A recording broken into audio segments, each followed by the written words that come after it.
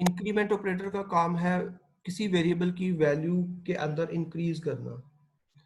Is used to increase the value of a variable by 1। कितना इजाफा करता है? बाय 1 का। It is used to increase the value of a variable by 1।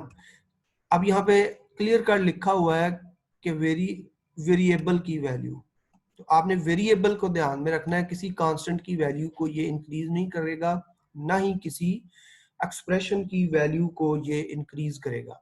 अब इसमें जो वैलिड है, यानी कि वैलिड क्या होगा?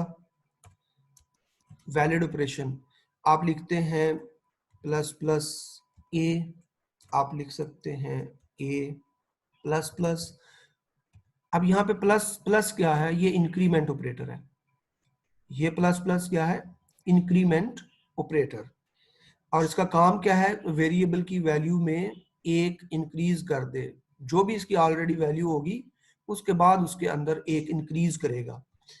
और अगर आप देखें कि इनवैलिड इसमें स्टेटमेंट फिर क्या होंगी? अगर आप इस तरह लिख देते हैं कांस्टेंट के साथ प्लस प्लस 5 लिख दिया, या आपने प्लस प्लस एक एक्सप्रेशन डाल दी a प्लस बी, तो अब ये वैलिड नहीं है, ये इनवैलिड है। इस इंक्रीमेंट ऑपरेटर का यूज जो है ये आप इनवैलिड तरीके से कर रहे हैं, ये एग्जीक्यूट नहीं होगा। तो ये वैलिड तरीका है और ये इनवैलिड है। और कितना इजाफा कर रहा है? 1। अब ये जो फॉर्म है ये इसकी कहलाती है प्रीफिक्स फॉर्म।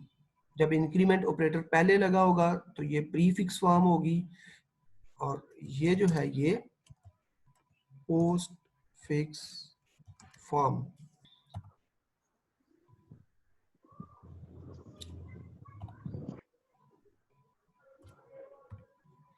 तो ये आ गया जी 11।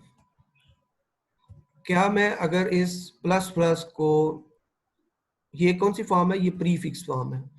अगर मैं इसको इस तरह लिख दूं n प्लस प्लस, तो क्या आउटपुट पे कोई फर्क पड़ेगा या वही नो आएगा? सर।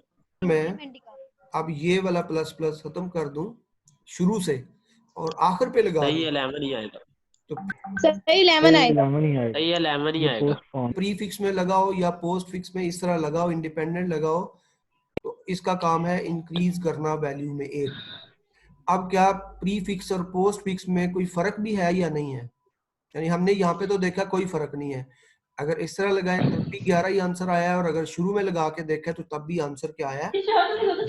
11 इस तरह भी आंसर क्या आ रहा है?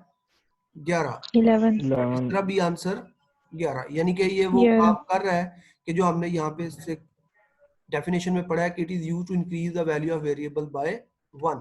और अगर प्री फिक्स में लगाया है तो तब भी 1 बढ़ गया, और अगर पोस्ट फिक्स में लगाई है तब भी वैल्यू 1 बढ़ गई है। बढ़ गई है। अब इसमें फर्क भी है। अब फर्क क्या है कि अगर आपके पास 2 वेरिएबल हैं, एक n है और एक m है, और यहाँ पे आपने n की वैल्यू को 10 रखा है, उसके बाद आपने m की वैल्यू m को असाइन की है, उसके बाद आपने n को भी प्रिंट करके देखना है कि n इक्वल टू क्या आ रहा है, 11 और अगर इसको m को शो करें तो फिर क्या आ रहा है?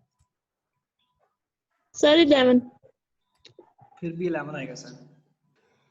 यहाँ पे दोनों की वैल्यू 11 आएगी, n की भी और m की भी 11 आएगी, दोनों की वैल्यू। वो मैं आपको पहले दिखा देता हूँ कि दोनों की वैल्यू 11 आएगी।